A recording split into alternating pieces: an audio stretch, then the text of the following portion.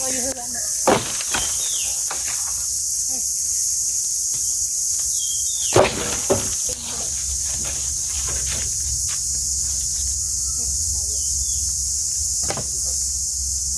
ดีเต็มแล้วมีของเราอยู่บ้านนะ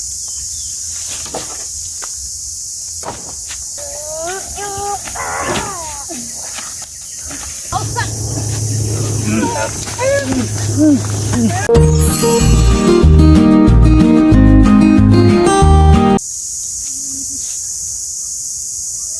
โดยกับสบายดีส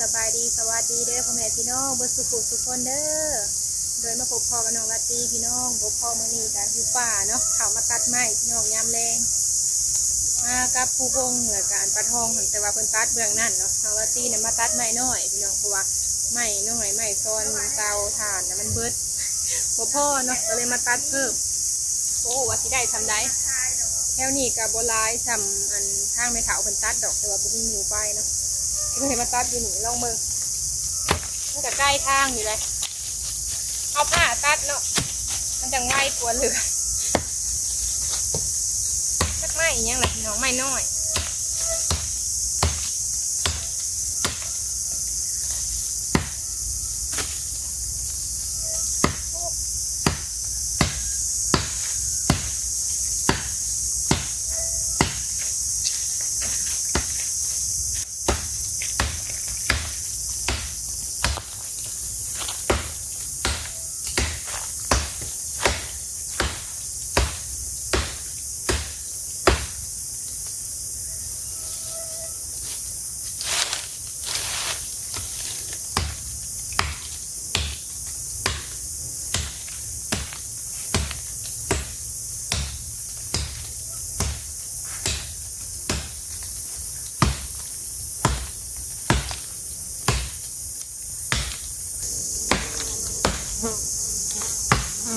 น้ำมันสีอันนั้น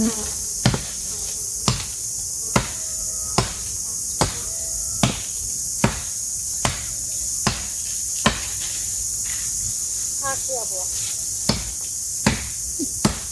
ดึงกระลง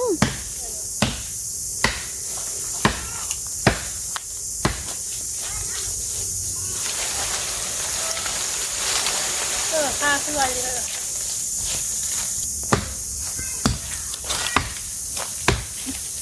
น่าหูว่ะ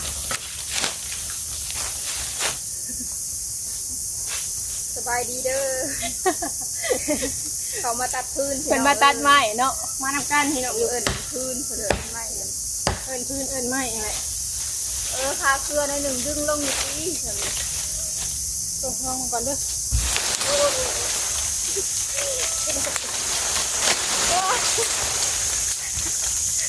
หวยใหญ่กว่าตัวอีกเลยมีคนตั้งใช่เอาคือบอลลงโอ้ยเนาะมันชาเคือไปเห็ดผมกันนี่เด้โอ้กำลังออกอีเลยเห็ดผมกันเนาะจะได้ไปหาอีกนะแม่ได้ไปหาคุณหนามีก้อนให้มันออกแม่ตัดเลยแบบนี้ชาเคือเนาะก็ได้อยู่นี่โอ้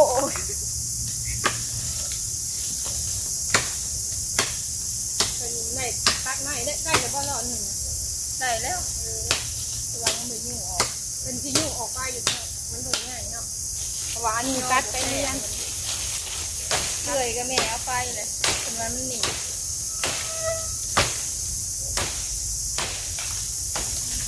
ถ้ามีบลายดวงนะมีลายดวงตัดใหม่เห็นตัดไม่นอกตัดเอาไม่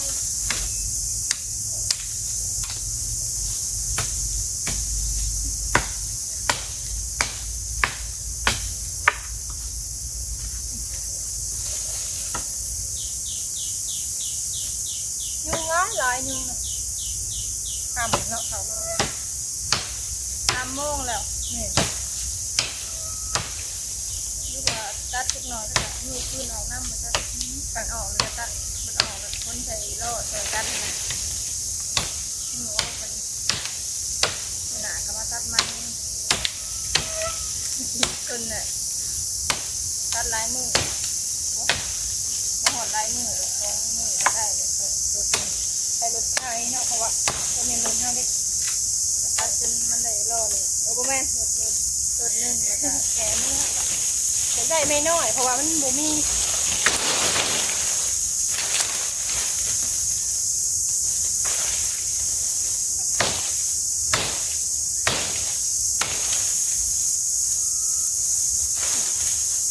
ถ้าเห็ดนะคุณป้าจะป้าอะไรนะบอกมันตัวไปซื้อไปตื่นตัวเขาเกณฑ์บอกมันหนักเสือแค่โพนนี่แหละ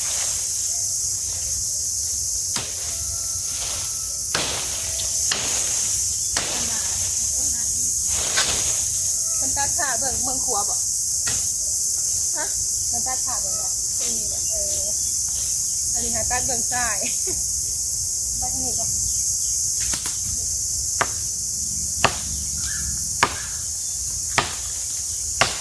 ไทยกับคนออกไปไทยมันเข้ามาบ่ได้กับพี่น้องเพราะว่าเขาต้องได้คนออกไปนอกแต่ละเทือกะผู้วงจะมาตัดแค่นี้เขาได้ยุ่งกับคนร้ายได้ได้เดี๋ยวนะได้เงาหักกันเดียวมันดึงมาได้บ่ตัวเคลื่อนนี่เนาะไม่ได้คนเดียว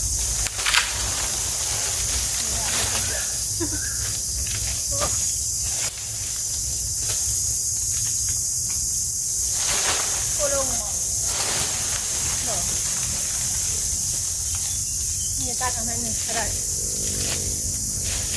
พอเครือนะ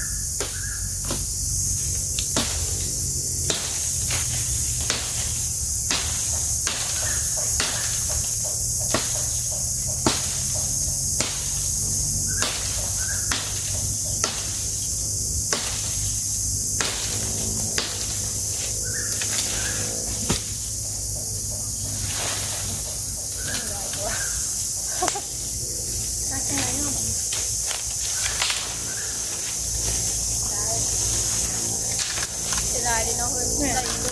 มันพาเครือมาตัดเบิ่งตัวนี้ก่อนเนาะว่าสิลงบ่ไม่เป็นเนาะไม่เป็นแต่ว่าเขาก็เอาบ่ได้ใหญ่เพราะว่าเขาสิเอาไปตอนเนาะตัดขาทั้งไอ้เก่งเพิ่นสิเนาะยังไงพามีเพิ่นจะไปเรียกเนาะเลยมากับผู้วงพอมีหมู่ค่ะนะเพิ่นก็ไปหาถ่ายคลิปเพิ่นทั้งนั้น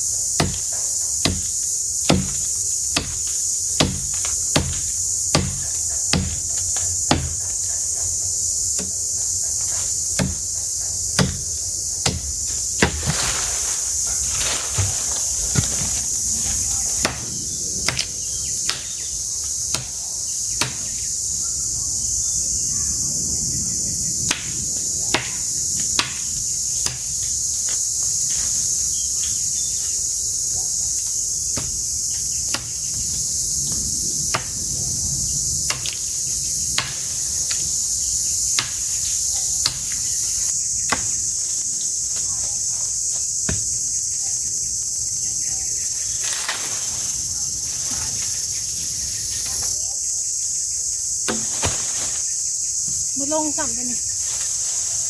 พาเครือแล้ว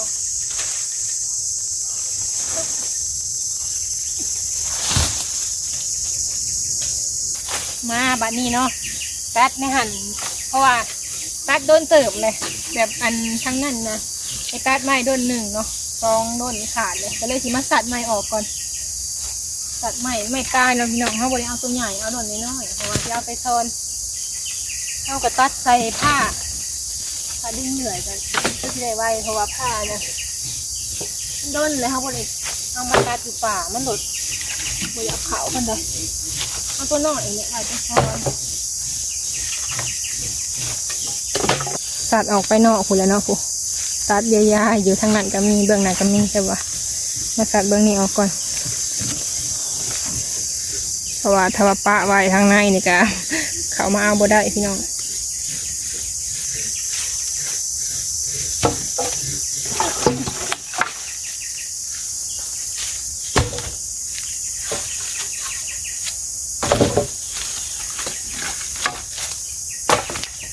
ตัดเอาเครือนี่ก็เป็นฐานคือด้านหน่อยเขาไปซ่อนเป็น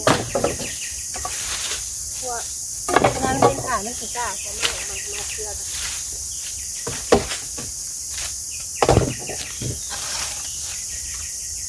เขามากป่าก็สวยเลยพี่น้องได้เวลาตอนเช้าผัดลุงหมูมากเดี๋ยวไม่ได้มาชวนพี่น้องแบบนี้เจอเดี๋ยวมาทอด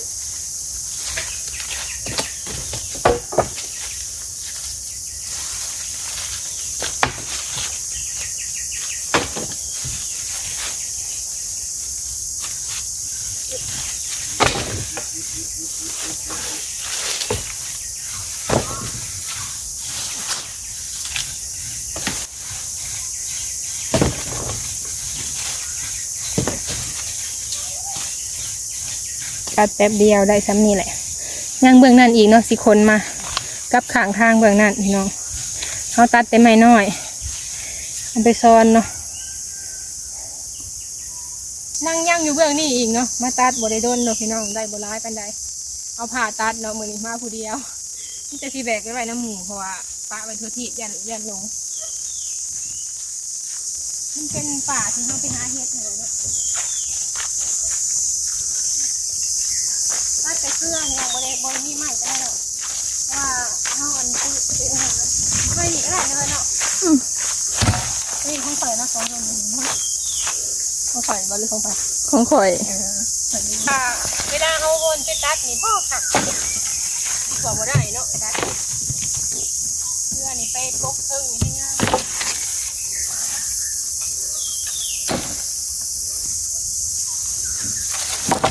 น้ำหลายกันเด้ออยู่ถึงจะมีเนาะไปลื่นเลยตัดมาสองหมอ พื้นข่อยช่องดุนนะยาวเด้อ ยังออกไหมแต่ลงไหนน้ำมาอยู่เรือนอ่ะ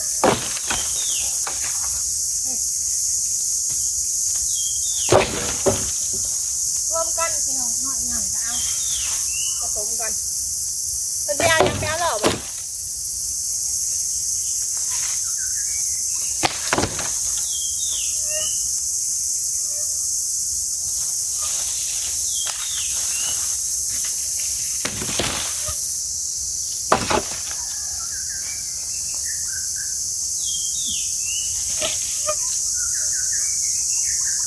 ตัดอยู่ในคนออกมานอกเนาะ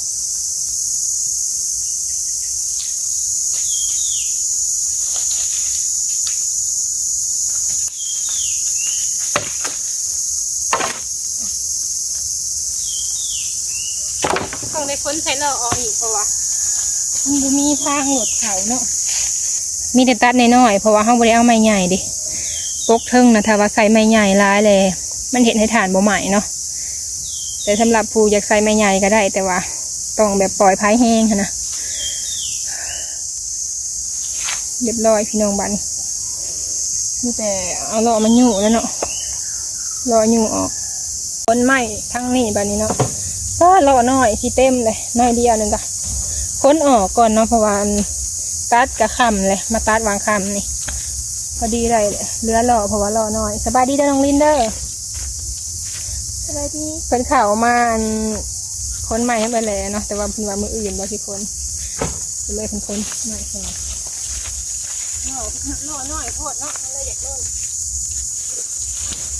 ที่เอาไปได้ดีบ่จะใส่ได้กาวลายบ่ใส่เต็มหลอดแล้วกันบ่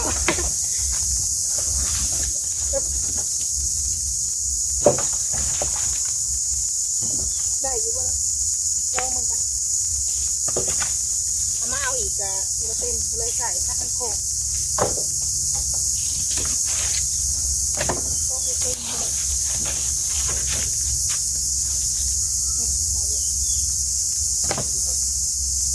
ดีเต็มล้อมึงเอาได้อยู่บ่เนาะใช่ไหม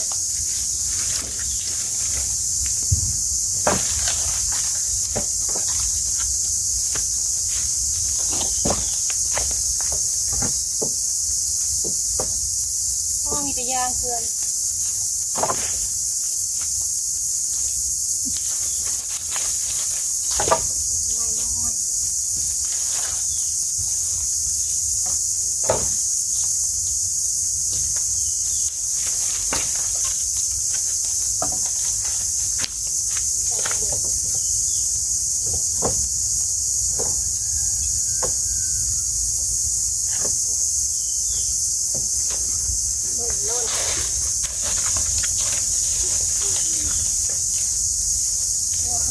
ค่นี้แล้ว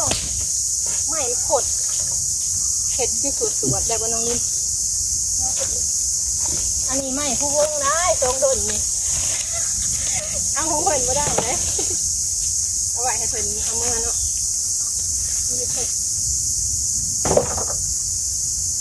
ไอ้ทงเพิ่นอยู่ไปหายบัดนี้เนาะได้บ่น้ำเกาะบ่น้ำยังนะบาทลายบ่ร้อยแล้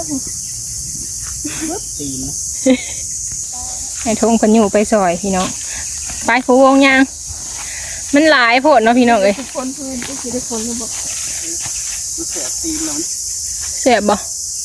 แสบ เพิ่นอันนั้น เอาเขามาจำกินแสบ เพิ่นเหยียบน้ำเนาะโอ้โหคือว่าอันใส่อันใส่ส่งลำๆนึงกะมาที่ตัว กินไม่ถูกลังอะไรไม่ อยู่ทางหลังก็มีบ่อยู่ทางหน้าแล้ววะ อ๋อมันคาเล็ก ขาเล็กเล็กเล็กเลย ไม่เอ้ยบ่แม่นน้ำล่อเพิ่นบ่ใหญ่เนาะก็เลยใส่เบิดซะหน่อยเดียวนะ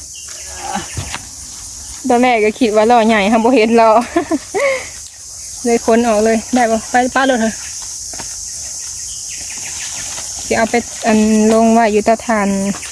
มองเพิ่นจูดถ่านนี่แหละยังได้น้อยเดียวยังบ่ทันเอามือเนาะ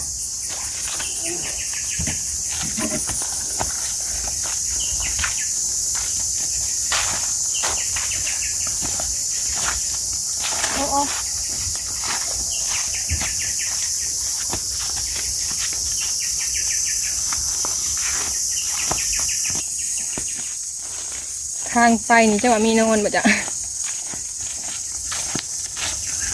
เป็นหล่อ แม่นโอ้ยเหลือหน่อยเดียวนึง ได้พร้อมกันได้1 2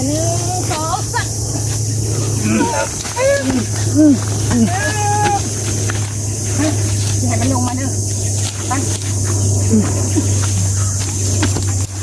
เอาโทรศัพท์ห้องเดี๋ยวก็แตก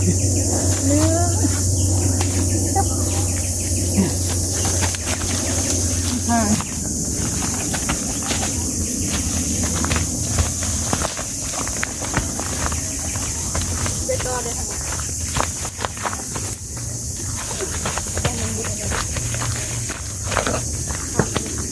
สิไว้บนใดบัดนี้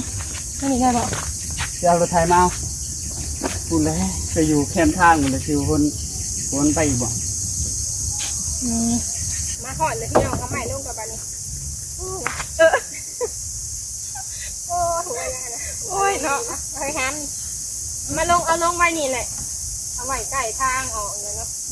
ไปล่อเดียวคนโลมาถาบหนึ่งบัวรวมเนาะเพราะว่าเข่าแป๊บเดียวเนาะพี่น้องยุ่งกันแล้วหน่อย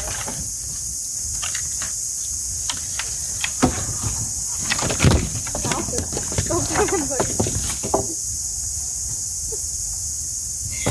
หัวเนี่ยอารมณ์ดีกัน โค เนาะ พื้นโต๊ะนี่แหละ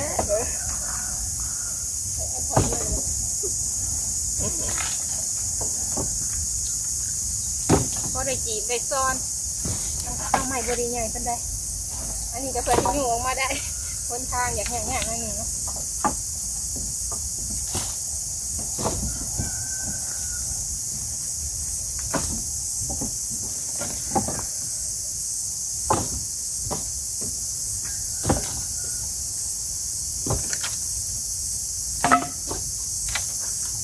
ช่วยหามตัวนี้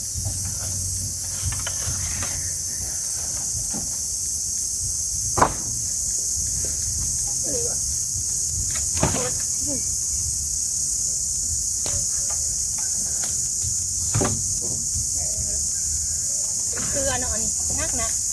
เกลือดิบ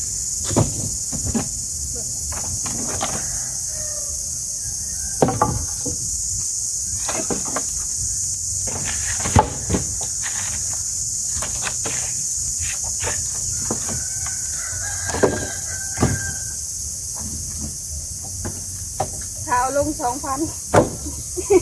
ขอลง2,000เนี่ยอันเนี้ย2,000 กีบโดนดีเนาะ2,000 กีบซื้อย่างได้ โอ้ยคือขนมอมนี่แหละได้บ่ได้ถุงนึง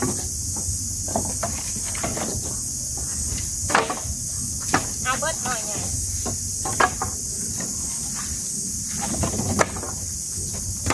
พอตัดช่องทำเชือกเส้นหล่นแล้วตรงเชือก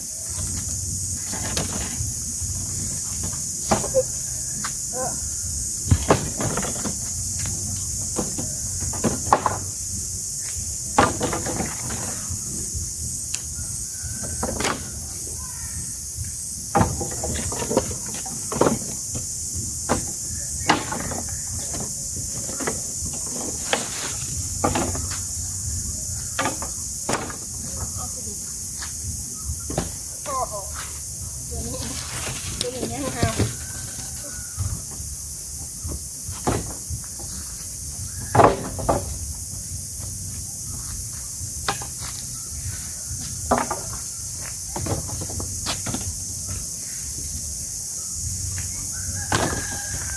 มาตัดแป๊บเดียวพี่น้องได้ล้อหนึงคนออกมาไว้อยู่นอกทางเพราะว่าทางในมันหลุดเขาบ่ได้เนาะได้ยู่ใส่ล้อออกมาอีกมาตัดไว้เพราะว่าไม้น้อยมันบ่มีต้องได้มาไม้น้อยอันจีบเทิงเนาะแล้วพี่น้องคลิปนี้ก็สิขอลาไปก่อนเด้อพี่น้องถ้าพบพอคลิปหน้าเนาะโดยคลิปนี้ลาไปแล้วขอกล่าวคำว่าสบายดี